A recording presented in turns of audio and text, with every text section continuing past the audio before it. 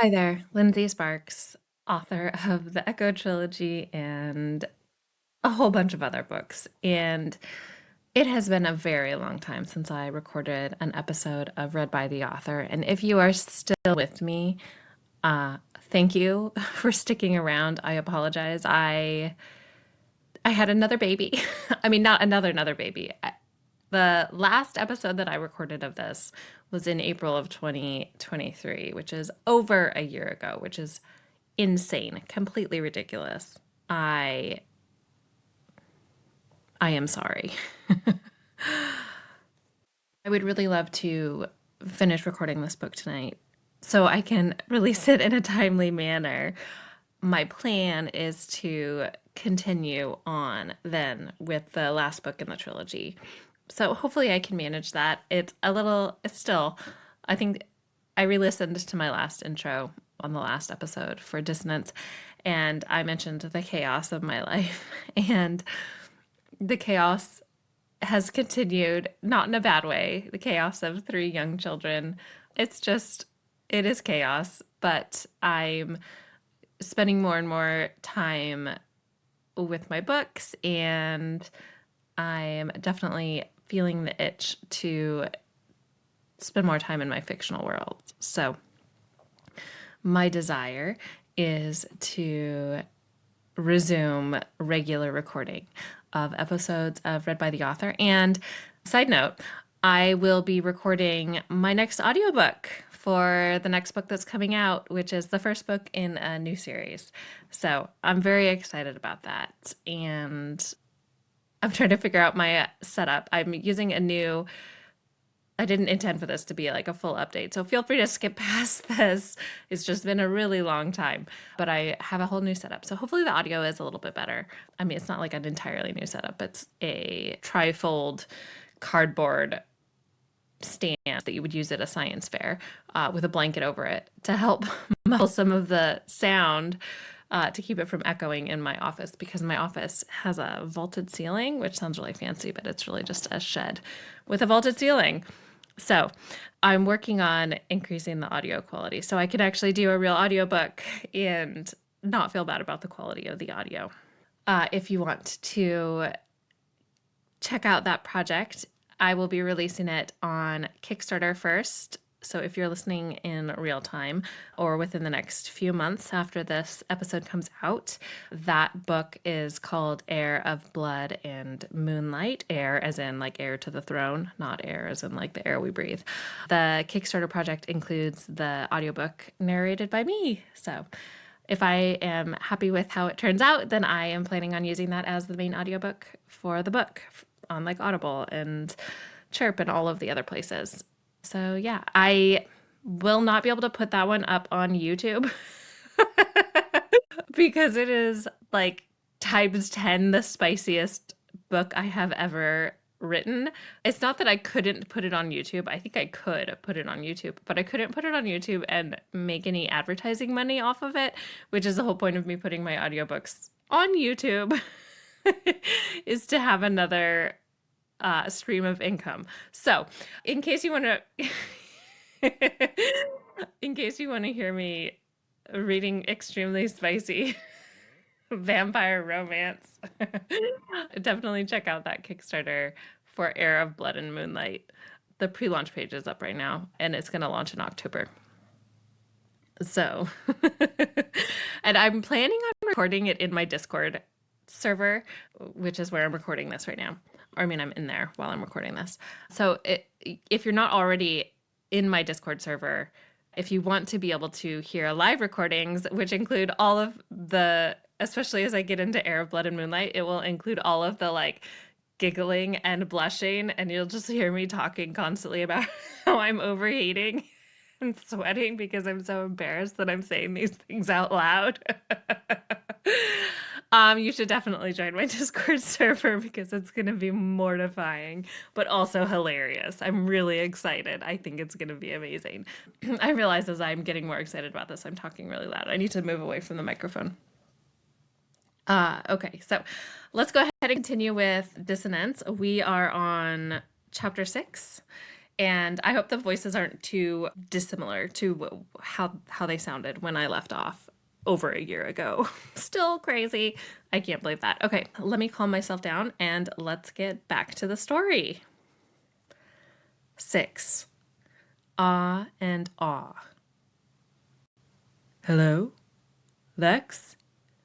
I exhaled heavily upon hearing Dr. Ramirez's deep, familiar voice.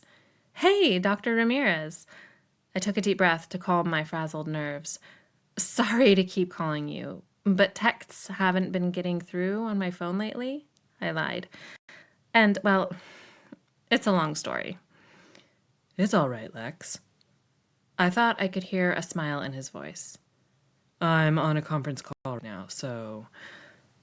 Such a simple explanation as to why he hadn't answered the first time. Oh my gosh, I am sorry. I'll make it quick then. I relayed my request for the change in meeting locale and let him know that I had a bit of an entourage with me. And when Dr. Ramirez agreed to the new plans, we said our goodbyes so he could return to his call. Practically giddy with relief, I turned around to grin at my companions. So that's good news. I looked from Nick to Dominic and back, knowing they had heard everything Dr. Ramirez had said on the phone. Right? They might not have been overly enthusiastic about it, but they did both nod. Eventually. Okay, so we're good, right? We can head down to the library and get settled in for the meeting? My stomach grumbled. And eat? Again, Nick and Dominic gave their reluctant nods. They moved so similarly it almost appeared rehearsed. Good, I said with a heavy exhale. After tucking my phone back into my bag, I linked my arm with Kat's and started toward the sidewalk that led to the stairway down to Red Square and across the expansive brick plaza to Suzzallo Library. My spirits were the highest they had been all day, and I didn't want to waste a minute more of our oh-so-rare free day now that we had banished most of the dark clouds. So, where we're going now is one of my very favorite places on campus, I told Kat, squeezing her arm to hug her a little closer as we wound around a roundabout and headed toward the school's main flagpole. It's just so... I don't know. I tossed her a sideways glance, meeting her bemused eyes.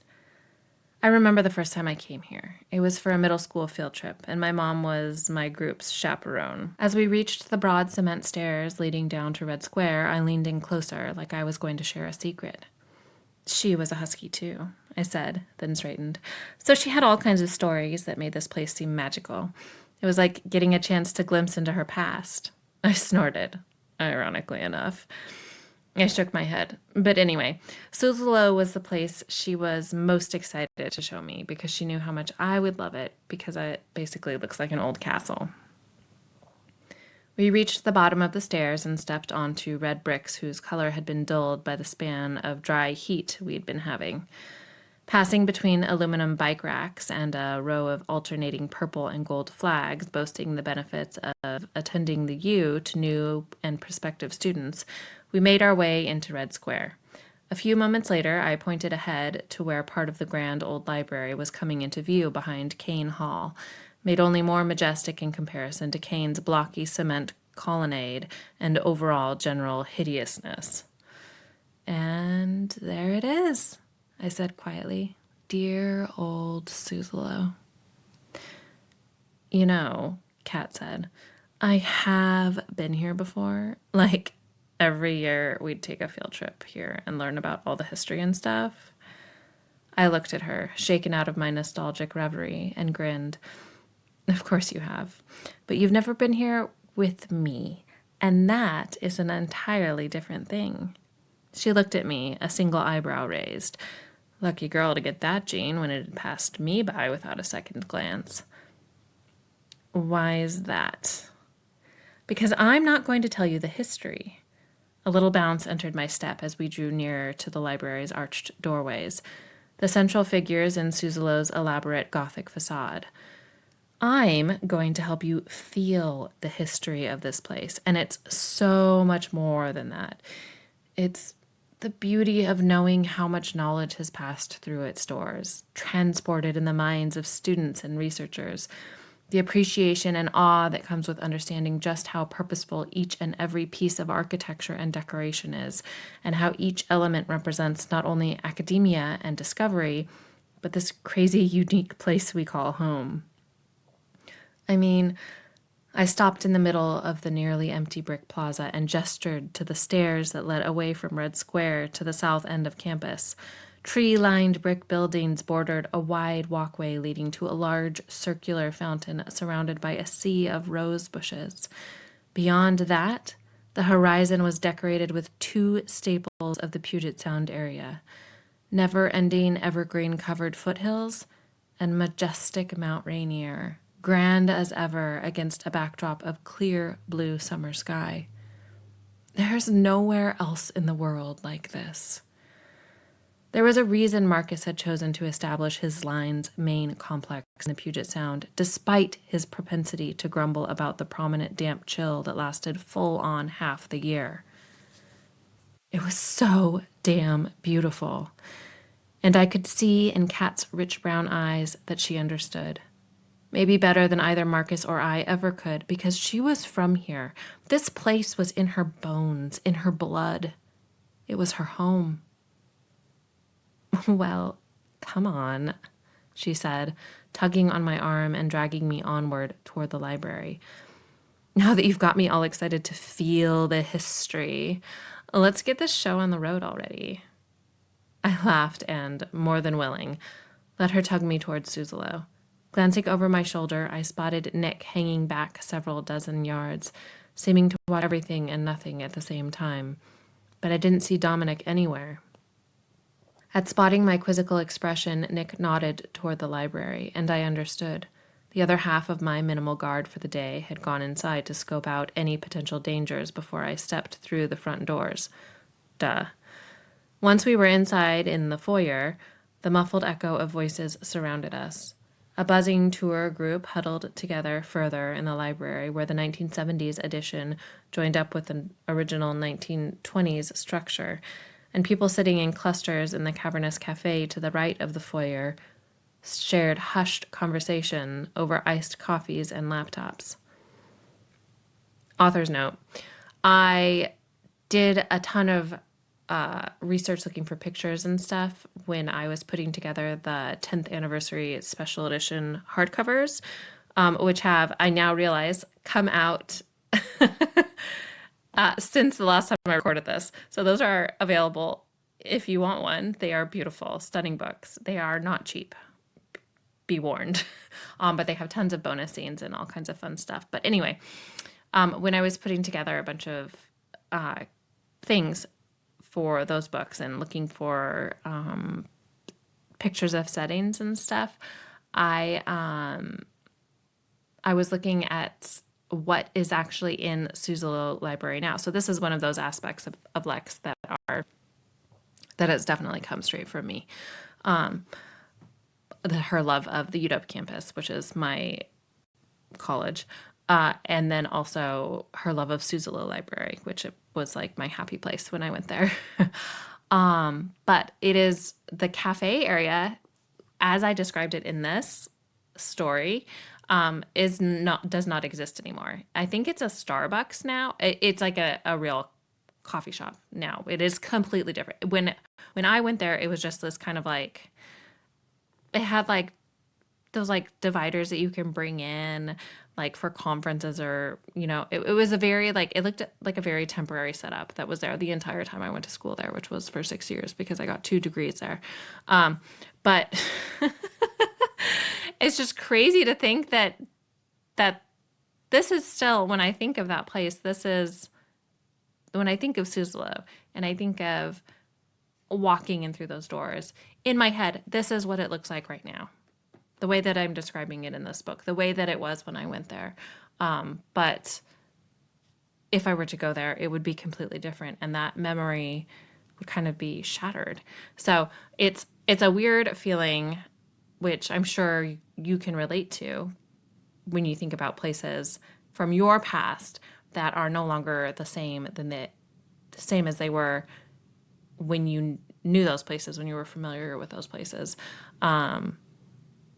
But it's like, I love Suzela Library. I would love to find an excuse to like go there tomorrow and just wander around. But part of me doesn't want to because I am afraid of all the things that are different that would ruin my, nostalgia tinged memories of that place. There's tons of things about my university experience that are like that. My dorm doesn't even exist anymore. It was torn down. And the same goes for my high school. My high school was torn down and completely rebuilt on a different part of the campus. So, anyway, memories are funny. Kat had been in the library before, but never as Nejeret, and I couldn't help but wonder if that added to her rapt expression as she took it all in. She was especially intrigued by the shallow grooves worn into the travertine steps of the split grand staircase from thousands upon thousands of library goers ascending and descending the twin curving carved stone stairways over the past century, though she also oohed a bit at the elaborate leaded glass windows stretching high overhead in the walls sheltering the staircases. I think I get what you mean about the feel of it, she whispered. It's like I'm at Hogwarts or something, she added with a giggle, placing her hand over her mouth when the sound echoed more than she had expected. Dominic stood at the top of the stairway, his back to us as he waited for us to finish our ascent. I touched his arm as I passed him, offering a quick smile before moving on. He nodded, his deep-set eyes filled with secrets, but his face stony. Lex, he said quietly. I paused and turned around partially to face him, motioning for Kat to continue on. The reading room is safe enough, but please don't venture into the stacks at all. He tilted his head minutely toward the newer portion of the library, an aisle running between bookcases after bookcase in a seemingly endless optical illusion. Too many hiding places for my comfort. Though his words had sounded like a polite request, I knew them to be much, much more. Don't go into the stacks. Noted. No problem, I told him, flashing him another smile, tighter this time. Thanks. I found Kat standing in one of two doorways to the reading room, which was, in my opinion, one of the most beautiful and relaxing places to research in the entire world. It was one of the few places I had ever been where the rule of quiet was obeyed universally, as though even raucous co-eds could sense the volume of knowledge and wisdom that had been absorbed under its vaulted ceiling. I stopped beside Kat in the doorway and leaned my shoulder against the wooden doorframe. So what do you think? I asked her in the barest whisper. Worthy of a sketch or two? She nodded, her eyes wide as she took it all in. It reminds me of those cathedrals in Florence, she whispered. Except warmer, like, here they actually want me to sit down and stay for a while. I smiled broadly, having felt exactly the same way about this room from the moment I first set eyes on it as a young teen. When my phone buzzed, I fished it out of my bag and glanced at the screen. It was Dr. Ramirez. Before answering, I pointed to the carved wooden bookshelves bordering the room and whispered, Check out the friezes on top of the bookcases. At Kat's confused look, I amended, The carvings. They're all of flora native to this area. It's pretty cool. I watched Kat's face brighten with understanding as I backed out into the landing and answered my phone. Hey, Dr. Ramirez, I said, still keeping my voice hushed. I hurried past Dominic and the staircase and into an off-shooting hallway that led to the restrooms, where I could speak above a whisper without bothering anyone. Lex, so glad you answered, he said. I don't, by any chance, suppose you're already on campus? Actually, I am. Well then, I'm heading to Suzelo right now. Think you'd be able to move our meeting up a half hour?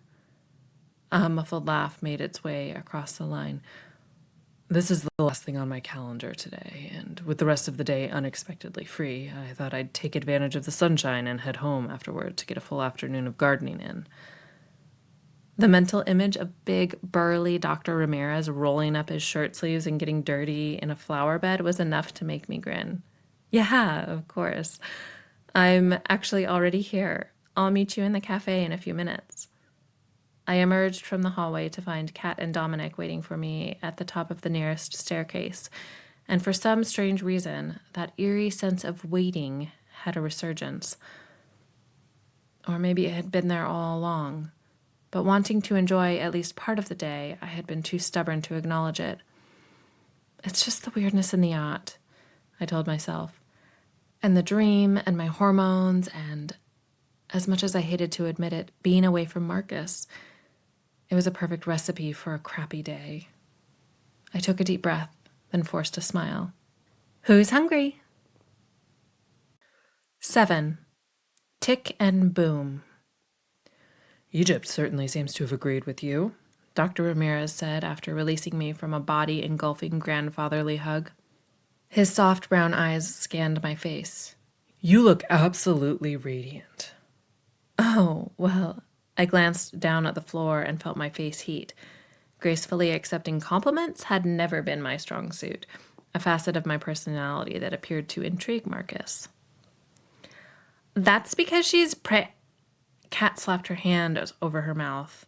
When I glanced down at her with what could only be called a look, I found laughter and apologies dancing in her eyes. Dr. Ramirez, I said, through a slightly forced smile. I placed my hand on Kat's shoulder. She was seated with Dominic at the good-sized square table we had claimed a couple minutes earlier, my chair beside hers and the extra for Dr. Ramirez opposite her currently empty. This is my youngest sister, Kat. It's nice to meet you, Kat, Dr. Ramirez said, offering her his hand. She looked a little stumped, but just for a moment, before reaching out to shake hands. For whatever reason, he said when they had finished, I was under the impression that you only had one sister. He frowned thoughtfully. Jenny, if I'm correct? I did only have one sister, I said, motioning to his free chair before pulling out my own to sit. Or at least I thought I did. I glanced at Kat, meeting her eyes and smiling fondly. Kat's my half-sister, and we just found out about each other a few months back. I let out a breathy laugh. It's a long story, I said, shaking my head, and complicated, and absolutely, completely unbelievable. It would seem that you're full of long stories today. Before he sat, Dr. Ramirez pulled a slender, polished wooden box out of his leather briefcase and set it on the table. The feeling of waiting, what I was now starting to recognize as a strange mixture of dread and expectation, quadrupled with that single action. It was like a timer was ticking, counting down to something, only I didn't know how long it would tick for or what would happen when it stopped. It just kept on ticking and ticking and ticking, silent and unsettling. Dr. Ramirez rested his bag on the floor and eased himself down into his chair. My eyes were glued to the slim wooden box, but he didn't notice, as he was too focused on something else. I forced my gaze to break away from the box to see what had captured his attention. It was Nick, of course. Walking around with Nick was the opposite of camouflage, but in some ways that was better than trying to hide. He was one of those people who was always gawked at, but those same gawkers usually went out of their way to ignore him. The same thing that made him stand out often rendered him all but invisible. He was the guy with the piercings and tattoos. That was all most people saw. It was all most people wanted to see. A sad notion, but sadder still was my suspicion that it was all Nick wanted people to see when they looked at him. His appearance was a barrier between himself and the world. By choice. I didn't get it, and unlike most of the Nejerets who weren't too afraid of him to talk about him, I didn't pretend to.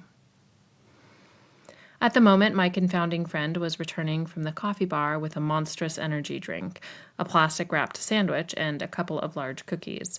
Everyone around him either watched him or tried to appear disinterested. He sat 2 tables away, seeming to ignore us completely, as he kept an eye on everyone else in the room. I met Dr. Ramirez's speculative eyes and shrugged.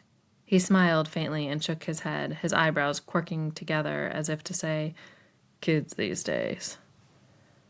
Trust me, I told him. I don't get it either. As I spoke, my stomach rumbled quietly, apparently triggered by the sight of Nick's food. And almost instantly, Dominic pushed his chair back and stood. What can I get everyone to eat? He asked, his accent elevating his polite demeanor to the next level. Remembering my rusty manners, I cleared my throat. Dr. Ramirez, you remember Dominic Laragna from the Jesser excavation crew, don't you? I'm sure your paths must have crossed at some point while we were holed up in Denny. Why, yes, I do remember seeing you around. Dr. Ramirez stood and shook the younger appearing man's hand. I knew you looked familiar, but I couldn't place you. It's great to see you again. And you as well, Professor. A smile softened his severe features, and he bowed his head minutely. Now, what can I get you for lunch? Dr. Ramirez paused halfway in the act of sitting back down. Oh, no, you don't need to do... Please, I said, placing my fingertips on his forearm. It's our treat, for everything you've done for me over the past few years. He met my smile with an awkward one of his own and lowered himself down the rest of the way into his chair. Well, all right, but only this once. He gave Dominic his order, which I followed up with the usual: a turkey sandwich, a scone, and a large decaf vanilla latte. And Kat requested PB&J, anything red, and a chocolate chip cookie, and some hot Cheetos, and a Coke, a cherry Coke. While Dominic was fetching lunch, Dr. Ramirez and I did the catching up dance. How have you been, and what's new, and the like. But finally, I had to interrupt our conversation to look at Kat, who was literally bouncing in her seat. What is up with you? How have you not told him yet? She all but exploded. My eyes opened wide. Told him what? I asked, astonished. She couldn't possibly have expected me to divulge the past 8 months' happenings, Nejerets matters, time travel and all, to my former very human graduate advisor. About... She glanced down at my middle. You know. Oh, right, I said, smacking my forehead at my denseness. I'm pregnant.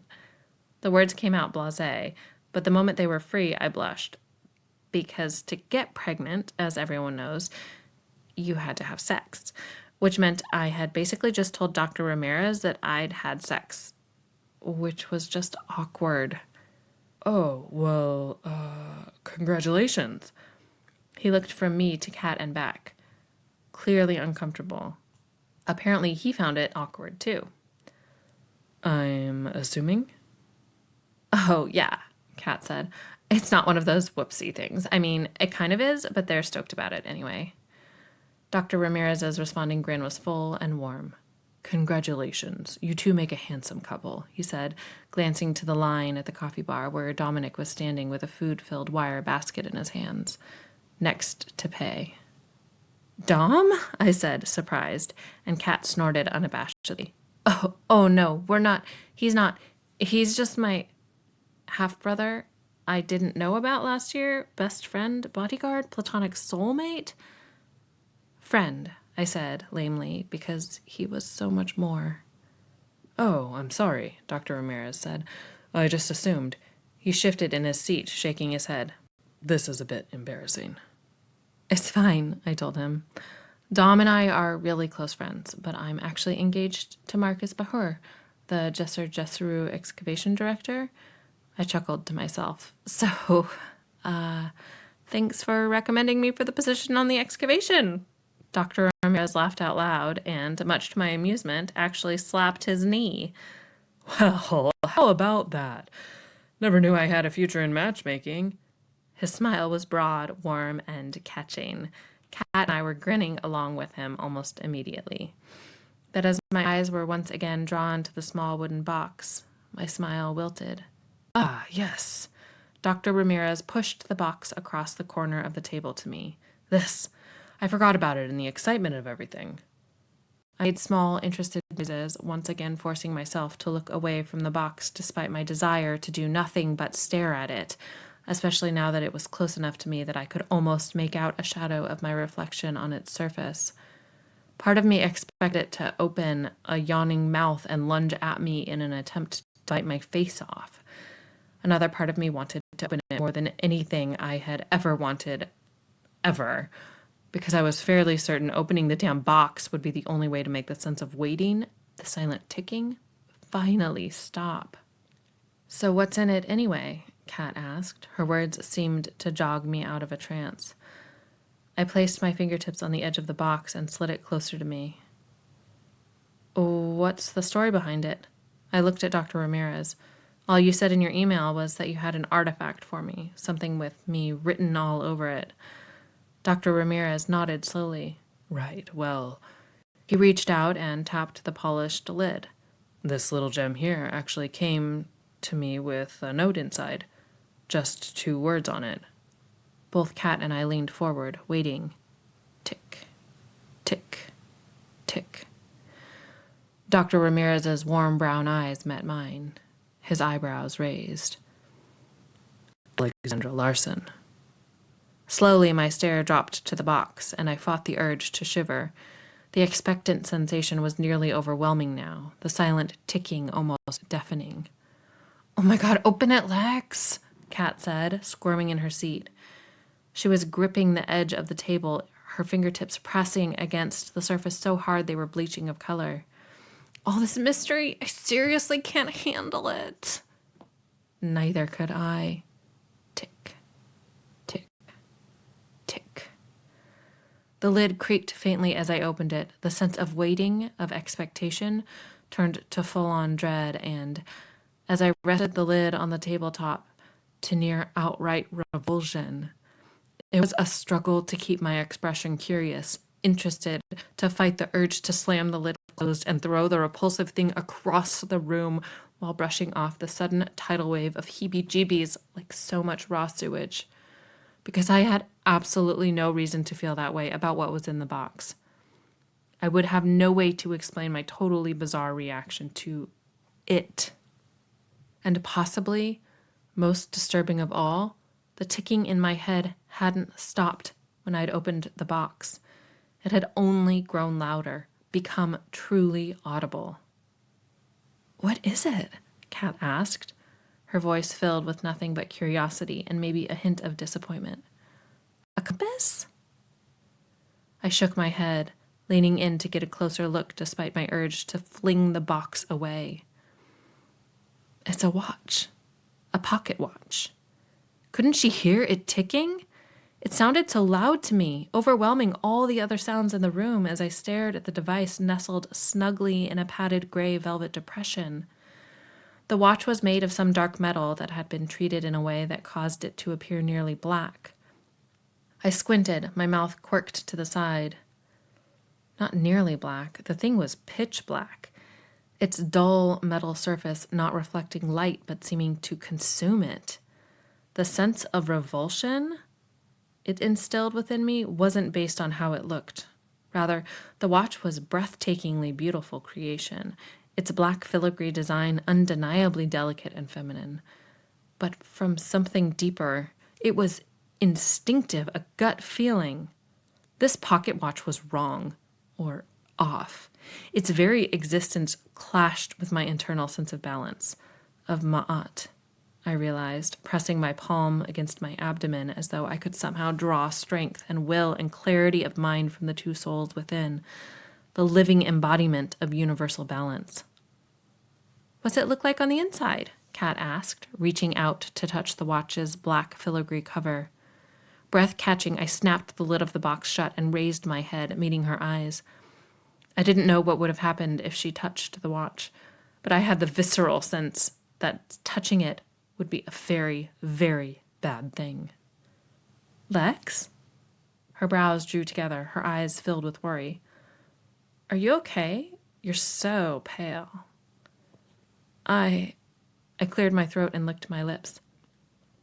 I'm feeling a little lightheaded, I said truthfully. I think I just need to eat something. Yes, of course, Dr. Ramirez said gruffly. Let's let the mother-to-be eat before we get too sidetracked by our mysterious artifact here. I looked at my old advisor, giving him a weak, grateful smile. His expression was wrought with concern, but his eyes weren't troubled like Kat's. I glanced 2 tables over. Or Nick's. that is where I'm going to end this episode of Read by the Author. We will continue in the next episode and finish Dissonance. There are 2 chapters left. And then I'm really excited because we get to move on to Ricochet Through Time, which is, I just love that book. Probably because I love Kat so much, and she has her part in the series grows with each installment until she gets her own series after this. So I will be back next time. Until then, happy reading.